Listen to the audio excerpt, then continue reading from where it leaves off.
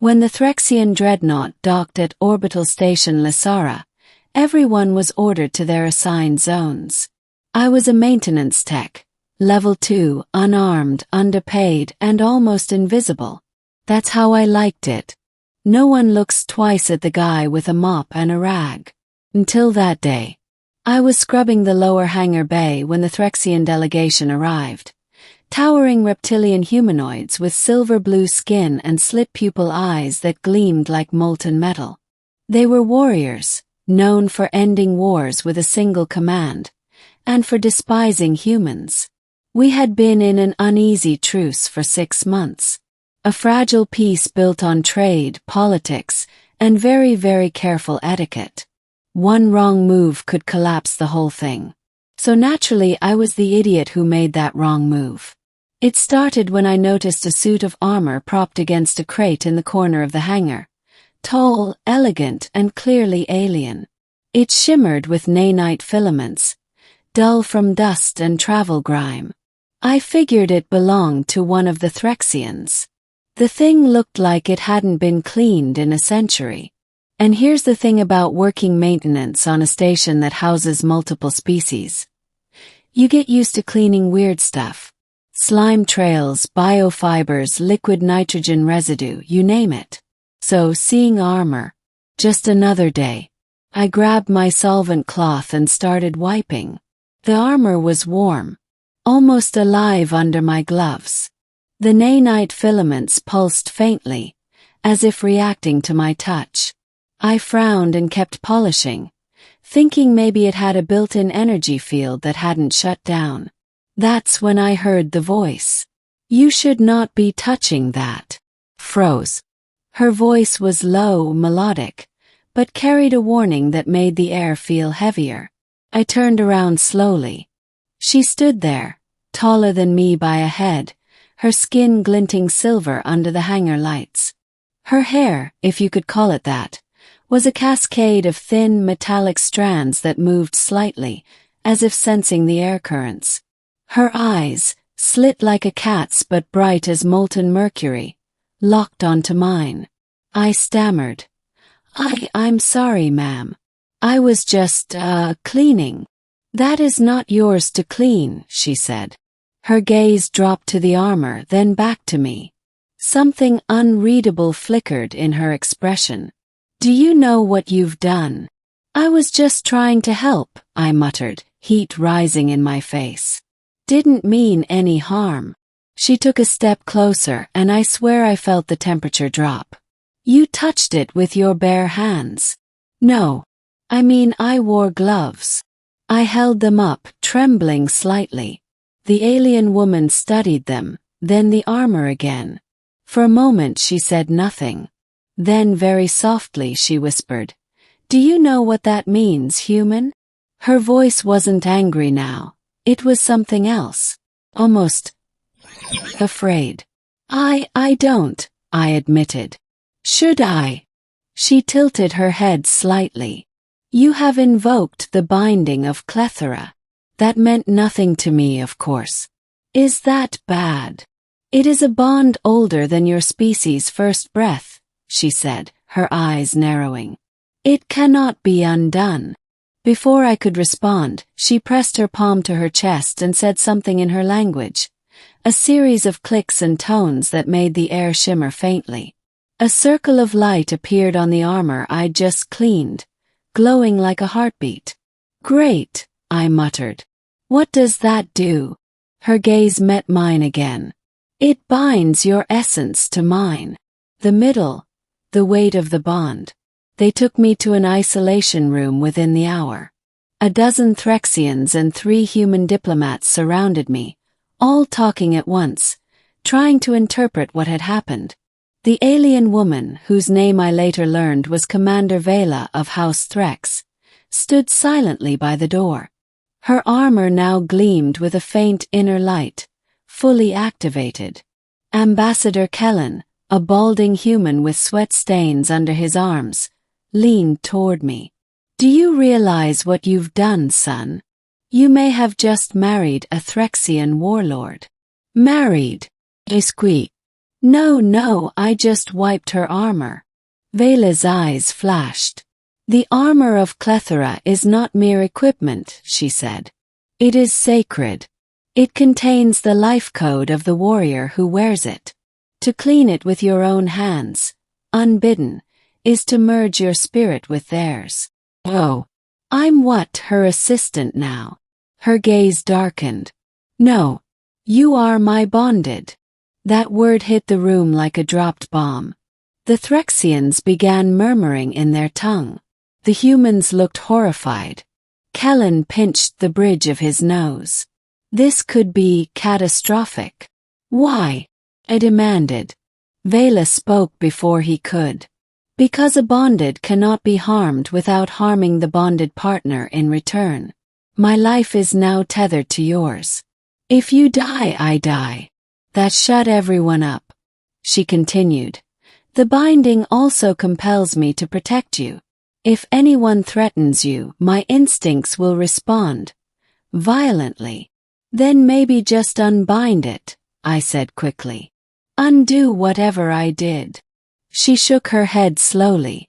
There is no unbinding. Not until one of us perishes. Kellen looked like he was about to faint.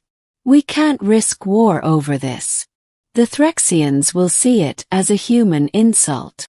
Vela's voice softened. Or as destiny. Over the next few days I was placed under her supervision. For your protection, they said, but I knew it was also to contain the situation. Commander Vela didn't speak much. When she did, it was precise, deliberate. Her movements were almost mechanical, but there was grace in everything she did. She began training again in the lower hangars, wearing the armor I'd cleaned. I watched from a distance. She moved like lightning, striking and parrying against holographic foes, her body and armor perfectly synchronized. Sometimes, the armor pulsed faintly when she looked at me. And I swear sometimes I felt it pulse in my chest too. One night she summoned me to the observation deck. The planet below shimmered in hues of blue and silver. You still fear me, she said. Wouldn't you? I replied. You could crush me with one hand. Her lips curved slightly, almost a smile. True. But I would not. The bond forbids it. Right, I said awkwardly. That's comforting. She turned to face the stars. On my world, when a human touches Threxian armor, it is said the stars conspire. No outsider has ever survived the binding before. That made me blink. Wait, survived? She nodded. The last who tried. Disintegrated. The armor rejected their essence. But you remain. I swallowed. Lucky me. She studied me, eyes narrowing. Perhaps not luck. Perhaps the stars wished to speak through you. There was silence for a while. Then I asked quietly, do you hate humans? She hesitated. I was trained to. You are impulsive, chaotic, and driven by fear. But, she turned, her metallic hair catching the light. You cleaned my armor. Not for glory. Not for power. You simply saw something dirty and you made it right. That is strange to me. I smiled faintly. Guess I'm just doing my job. She tilted her head. Perhaps that is what your species excels at.